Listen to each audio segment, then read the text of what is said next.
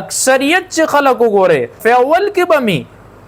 عبادتو کې به مخې معاملاتو کې به مخې خو چې د هغه او د هغه د کور ماحول کې وګوره ځمکه اسمان فرق پاغه کې دا خلک وای مونږ په بچو باندې خپل ذمہ فارغه کړی دا غي تم دعوت ور کړی دی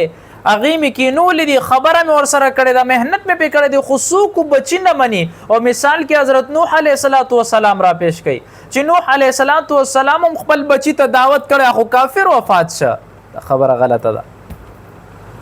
ته هغه عمر وګوره نوح علیه السلام 9.5 کاله بچی له دعوت ور کړی دی 9.5 کاله قوم ته دعوت ورکړي قوم مخله نه راځي قوم عبادت نه وروړي خطه چې بچی دا اعتراض تا په خله کې دي چې بچی له دعوت ورکړي دي نو الله څه فرمایي یا ایها الذين امنوا قوا انفسکم واهلیکم نارا مخکې اور دی که په دنیا کې تا بچی له دومره تربیت او دومره تعلیم دی ورکړي چې هغه نه منیتی د دنیا اور ته غرزول شي که دنیا اور ته غرزول شي ستا ذمہ فارغه د آخرت اور د دین زیات ته هغه ته غرزوا خو څوک هم خپل بچی په دنیا کې اور ته نشي غرزولې مونږ خلک د دنیا تعلیمات ډېر خور کو ته عثماني صاحب ویو کسرا غوراله خبره راته کوله ته وی بچی مې ډېر زیات کامیاب شو ډېر مخکې لاړو د دنیا په لحاظ سره هغه ته ښه نوکري میلو شوه ښه پیسهدار شو خو یو معمولی شانتې کمې دی پکې وي لږ شانتې بېدینه شو دا زمونږ خلکو ته معمولی شانتې کمې ښکاري دا ډېره د افسوس خبره ده چې زمونږ بچی د اغیارو نه متاثره کیږي هغې داسې حرکتونه شروع کو چې پلار د بچی په نوم باندې شرمېږي چې دا زما بچی دی هغې داسې حرکتونه شروع کو چې پلار وایي چې یاره دې بچی سره څوک هم وس مې پې نه رسي ته ابتدا نه د بچی تربیت نن سبا وخت کې چې ته بچی محفوظ کول غواړي دینی تعلیم په حاصل کا که یونیورسټی دی کالجونه دي هغې کې که وګورې که کم سړی کې خپل ګډس داسې وي چې ځان ساتلی شي هغه بچ دی یعنی داسې سپلایانې کېږي چې هلکان جینکۍ دا څو یونیورسټیانو او کالجونو دا ویډیوګانې عام شوي چې په هغه ځای کې څه نه کېږي توبې به وکاږي په هغه ځایونو کې مخلوط تعلیم دی دا ورته نه ښکاري چې دلته څه کېږي خو زما محترمو د بچي تربیت چې کله کې نو د هغه تربیت داسې وکړه چې هغه آخره کې هم ستا په کار راشي او آخرت کې دې هم په کار راشي په حدیث کې راځي تبارک وتعالی قانون دی وی چې الله کله د مخلوق نه ناراضه شي نو وی په هغه باندې د هغې د ناراضګۍ د وبال د وجې نه